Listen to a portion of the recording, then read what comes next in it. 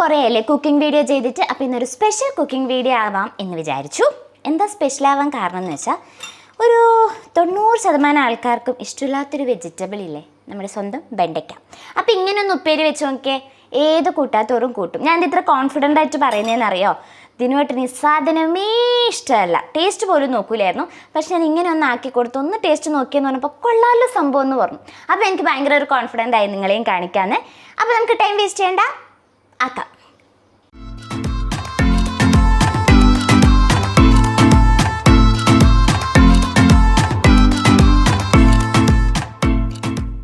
First നമ്മൾ എന്താ ചെയ്യേണ്ടത് വെച്ചാൽ, നമ്മുടെ ഈ വെണ്ടയ്ക്ക ഉണ്ടല്ലോ ഒന്ന് കഴുകി ഉണക്കണം. വെയിലത്തിട്ട് ഉണക്കണം എന്നല്ല കേട്ടോ, ആ വെള്ളത്തിൻ്റെ ഒരു അംശം ഉണ്ടാവാൻ പാടില്ല, ഒന്ന് ശ്രദ്ധിക്കണേ. അപ്പോൾ ഞാനിപ്പോൾ രാവിലെ എണീറ്റ് ബ്രേക്ക്ഫാസ്റ്റ് ആക്കുന്ന സമയത്തേ കഴുകി വെച്ചത്, അതുകൊണ്ട് ഇപ്പോൾ വെള്ളത്തിൻ്റെ അംശമൊന്നുമില്ല, ശരിക്കും ഉണങ്ങി.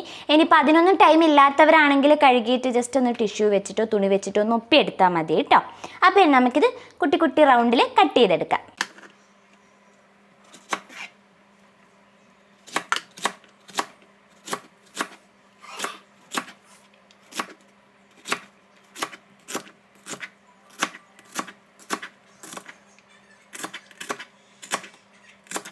അപ്പോൾ ഇതാ നമ്മുടെ വെണ്ടയ്ക്കയിൽ ഇങ്ങനെ കുട്ടിയായിട്ട് റൗണ്ടായിട്ട് കട്ട് ചെയ്ത് എടുത്തിട്ടുണ്ട്.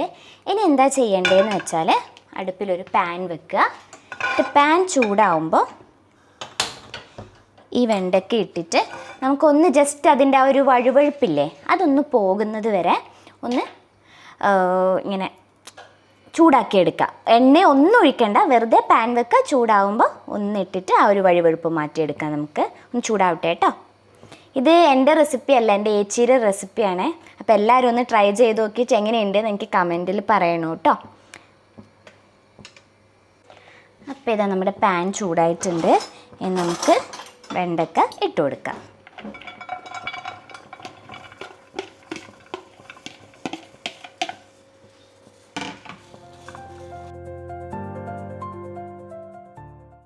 അപ്പോൾ ഇതാ നമ്മൾ പശുപശപ്പെല്ലാം പോയിട്ട് നല്ല റെഡി ആയിട്ടുണ്ട്. ഇനി നമുക്ക് തീ ഓഫ് ചെയ്യാം. അടുത്തായിട്ട് നമുക്ക് ഒരു കുട്ടി സവോള കട്ട് ചെയ്തെടുക്കാം കേട്ടോ. ലെങ്ത്തിൽ നേർങ്ങനെ അരിഞ്ഞെടുക്കല്ലേ, ഉണ്ട പൂളിയില്ലേ ഇങ്ങനെ സ്ക്വയർ അങ്ങനെ വേണം അരിഞ്ഞെടുക്കാൻ. അപ്പോൾ നമുക്കിത് കട്ട് ചെയ്യാം.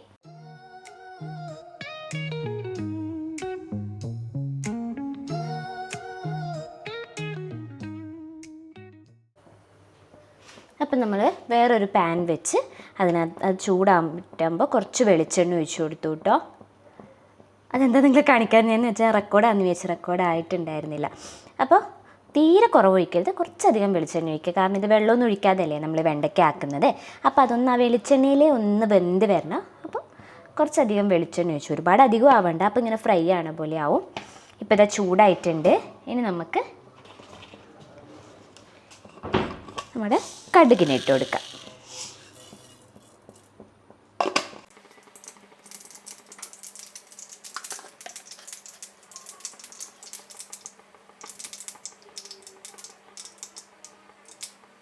കടു പൊട്ടിക്കഴിയുമ്പോൾ നമ്മുടെ കറിവേപ്പില ഇട്ട് കൊടുക്കാം. അതിനുശേഷം നമ്മൾ അരിഞ്ഞു വെച്ച സവോളയും ചേർത്ത് കൊടുക്കാം.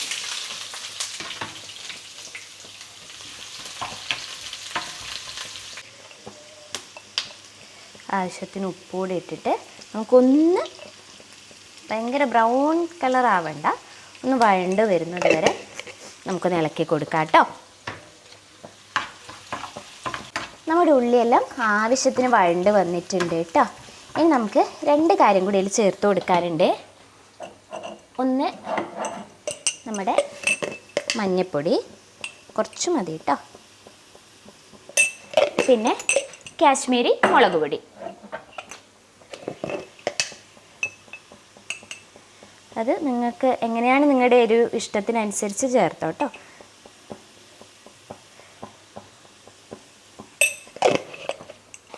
ഇനി ഇത് നമുക്ക് അതിൻ്റെ ഒരു മസാലയുടെ പച്ചമണം മാറുന്നവരെ ഒന്ന് ഇളക്കി കൊടുക്കുക. ഇനി അതിലേക്ക് നമ്മൾ ആ വഴുവഴുപ്പും ഒക്കെ കളഞ്ഞ് വെച്ചിരുന്ന നമ്മുടെ വെണ്ടയ്ക്കയില്ലേ അത് ചേർത്ത് കൊടുക്കാം. എന്നിട്ടെല്ലാം നന്നായിട്ടൊന്ന് മിക്സ് ചെയ്യുക.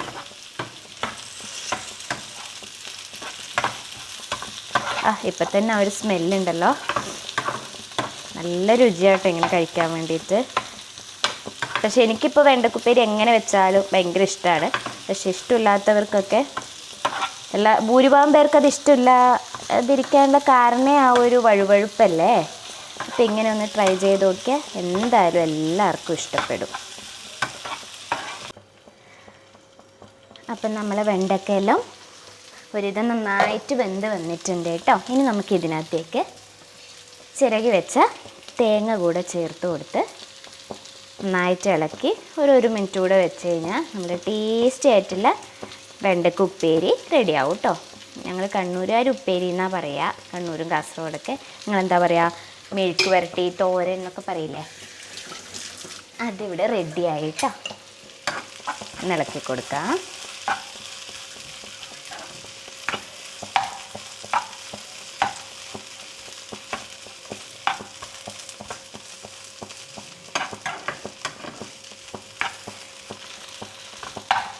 വേറെ ഒന്നും പ്രത്യേകിച്ച് കറികളൊന്നും വേണ്ട കേട്ടോ. ഇത് മാത്രം ഉണ്ടെങ്കിൽ നല്ല ടേസ്റ്റായിട്ട് നമുക്ക് ചോറുണ്ണാൻ പറ്റും. ഇനിയിപ്പോൾ ആ തേങ്ങയിലൊക്കെ ആ മസാലയെല്ലാം ഒന്ന് പിടിക്കട്ടെ. 2 മിനിറ്റ് ഒന്ന് അടച്ചു വെച്ച് കഴിഞ്ഞാൽ നമുക്ക് ഫ്ലെയിം ഓഫ് ചെയ്യാം കേട്ടോ. അങ്ങനെ നമ്മൾ ടേസ്റ്റി ആയിട്ടുള്ള വെണ്ടക്ക മെഴുക്ക് വരട്ടി റെഡി ആയിട്ടുണ്ട്. ഇനി നമുക്ക് ഫ്ലെയിം ഓഫ് ചെയ്ത് കൊടുക്കാം കേട്ടോ. എന്നിട്ട് നമുക്കൊരു പാത്രത്തിലേക്ക് സെർവ് ചെയ്യാം.